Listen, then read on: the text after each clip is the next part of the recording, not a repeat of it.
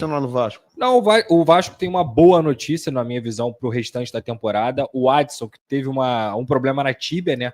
O Adson teve um problema na tíbia no ano passado, precisou passar por uma cirurgia em que ele fez uma implantação de uma placa, né?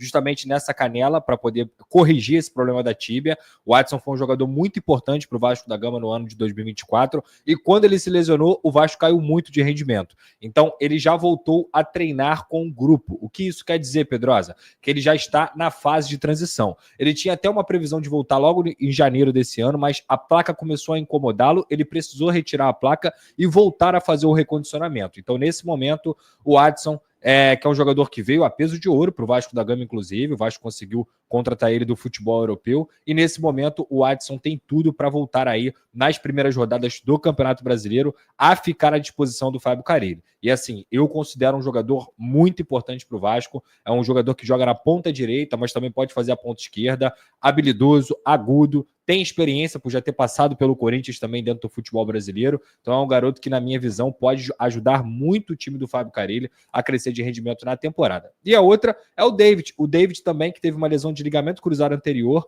e também é um jogador que o Vasco perdeu e também foi uma lacuna muito grande. Eram as duas pontas, né? O DVD na esquerda e o Adson na direita. E o David, a lesão do David é muito mais grave do que a do Adson, mas ele é tão forte, ele é muito elogiado internamente pelo departamento médico do Vasco, que ele já voltou a fazer um trabalho gradativo com bola dentro de campo. A exemplo do Pedro lá no Flamengo, que também voltou com velocidade nessa lesão. E obviamente essa é uma lesão, como ela é muito comum, cada vez mais os departamentos médicos do futebol brasileiro estão ficando especialistas nessa lesão de ligamento cruzado anterior. Claro que cada jogador tem a sua especificidade, obviamente cada corpo responde de uma forma, mas quando é um jogador como o Pedro, que está acostumado também a se recuperar bem, como o David, que tem um físico muito privilegiado, essa recuperação acaba sendo um pouco mais rápida. Então, para mim, esses dois jogadores, voltando o Adson agora e o David no meio do ano, eles ajudam bastante o Vasco no setor ofensivo. Pois é, já trouxe aqui a notícia no início daqui do programa, né? No Fluminense, o Gabstagem, falando sobre a saída do Lucas Eduardo para uma postagem relacionada ao Vasco, em que ela fala sobre a ida do Lucas Eduardo para o Cuiabá. E depois que o Matheus Ferreira havia saído sem valor por empréstimo. E estavam lembrando também de outras saídas de atletas que estavam saindo da base do Vasco. Né? Aí eu mandei mensagem para uma pessoa do Vasco. Aí a pessoa falou: Nicola, o Vitão saiu do Vasco e assinou com o Pouso Alegre. Zagueiro ano 2004, não víamos perspectiva de jogar no Vasco. Está abaixo do Lincoln, que é 2005, e do Luiz Gustavo, que é 2006. Do Luiz Eduardo, volante também do ano de 2004. Jogou uma partida em 23 pelo profissional e 2 em 2024. Antes da chegada do Pedrinho, sempre pelo estadual, quando o Vasco usou o time alternativo. Esse ano jogou um único jogo, também como quando tínhamos time alternativo, sempre vindo do banco. Emprestamos ao Cuiabá e o Cuiabá tem a opção de compra. Qual o problema? E aí a pessoa completa. Para volante, temos Tietê, Hugo Moura, Paulinho, Jair, Matheus Carvalho e Esforço. Alguma chance dele jogar? Não, nenhuma. Vocês tinham perguntado também se Rodrigão, zagueiro que rescindiu o contrato no Zenit, pode pintar no Grêmio. Prefiro a contratação de 4 jogadores de ponta do que 15 pernas de pau. Ai, meu Deus do céu. Tássio, foi exatamente isso que eu falei durante um ano, ou quase um ano, um ano, né? Ou quase um ano que a Sempre Vasco estava administrando. Mas o que você acha desse? Mas o que você acha daquele? Você não acha que a gente consegue encontrar numa Série B, numa Série C, numa Série D? Não, não. Está todo mundo à procura. E quem dá certo é quem está dando certo em outro lugar. E custa caro. A gente pode não contratar o nosso time dos sonhos, aqueles 11 jogadores que a gente acha que são os melhores. Mas temos que contratar 2, 3, e aí os outros serem jogadores da categoria de base, que são apostas, que as pessoas vão entender. O cara desponta lá na categoria de base. Eu boto ele aqui no time de cima, se ele for bem, eu recupero todo o investimento que eu fiz no jogador mais velho. Todo mundo fala que o problema do Vasco é dinheiro. O problema do Vasco é saber usar o dinheiro. Gasta-se muito, mas com jogadores fracos. Puta que pariu. Desculpa o palavrão, hein, Hugo? Mas você deu um tapa de luva de pelica na nossa cara. Porque nós não tivemos coragem, em momento algum, de falar essa verdade aqui no canal. Entre outras palavras, a gente acabou dizendo isso, né, Érico? Mas você foi muito feliz na colocação do Renato Brito, que é quem toma conta da reforma de São Januário. Está sendo criada uma SPE, uma Sociedade de Participação Específica.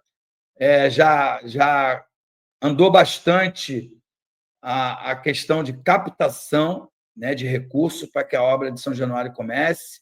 Eu estou começando a acreditar que, enfim, nós vamos ver começar a reforma de São Januário. Só pelo que eu vi no Instagram, hein? Pelo amor de Deus, hein, pessoal? Não vão me cobrar. Tá bom? Grande abraço. Esses 3 anos nesse papo de reestruturação. Não temos esse fôlego. Seremos engolidos. O rival teve esse tempo, mas hoje o mercado está diferente, com muitas equipes já fortes. Bom, o Marcelo, o que eu posso te dizer em relação a isso, e nem estou saindo em defesa de nada, nem ninguém, mas eu acho que primeiro tem que ser feita uma grande avaliação sobre uma suposta venda, né? Só que para que essa venda ela aconteça, precisa ter comprador. E mais importante, né? Existe um grande imbróglio aí entre Vasco e 777. Ninguém que comprar consegue ter uma segurança jurídica. Então, não é fácil. Eu acho que é fácil a gente culpar o resultado de campo, porque hoje isso é 100% administrado pelo Pedrinho. Mas as outras coisas burocráticas, eu estive lá e não é tão simples quanto a gente imagina. Tá bom, Marcelo? Mas eu respeito muito a sua opinião. Grande abraço. E agora vamos citar para vocês a informação que pegou todo mundo de surpresa e gerou um clima não tão legal, que é sobre a negociação envolvendo o volante Lucas Eduardo, ele que é um volante que passou na categoria de base do Vasco, ele foi capitão, inclusive, em diversas vezes, e a gente já sabia já que o Vasco estaria negociando alguns atletas para que ganhasse rodagem, né? Com o JP foi assim, negociou com a equipe do Avaí, porém sem opção de compra, sem obrigação, sem nada disso, de nenhuma cláusula em relação à possível venda futura. Mas no caso do Lucas Eduardo, ele foi negociado com a equipe do Cuiabá por empréstimo, porém o Vene lançou notícia explicando como que foi os moldes negociados pelo Vasco, Lucas Eduardo e Cuiabá.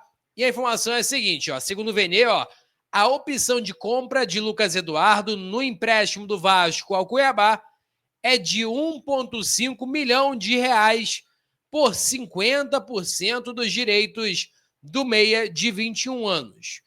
E aí essa situação aí pegou todo mundo de surpresa, porque é um valor que é considerado muito baixo, né? É um valor que realmente não encaixa com o que o jogador desempenhou no Sub-20. E você vender ele, se fosse pelo menos 1,5 milhão de euros, seria baixo, mas ainda até a gente fala assim, não, beleza, mas é um valor que é um pouquinho mais alto. O euro, o euro está mais valorizado, está 6 mais ou menos, né?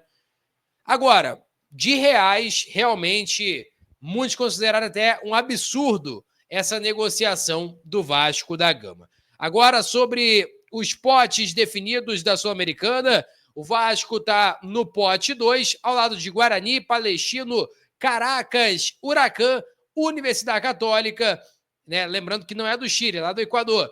União Espanhola e Godoy Cruz. O Vasco vai enfrentar algum time do pote 1, lembrando que não vai ser nenhum dos brasileiros, porque não pode equipes do mesmo país se enfrentar. Lembrando que essa regra não encaixa para equipes como o Corinthians, que chegaram da fase da Libertadores, do playoff, digamos assim, da Libertadores, né, da pré-Libertadores. E aí o Vasco no pote 1 pode enfrentar, por exemplo, Independente da Argentina, Lanús, Defensa e Justiça e América de Cali. São as equipes aí prováveis, não é prováveis não, equipes possíveis, na verdade, para o Vasco enfrentar na Copa Sul-Americana do pote 1. Peço a você que deixe o like, é muito importante para o nosso canal. Acione o sininho da notificação para não perder nenhum conteúdo. Nossa meta, olha, alcançar 50 mil, conto muito com a sua ajuda e também com a sua moral. Vou ficando por aqui, valeu, tamo junto e é nóis!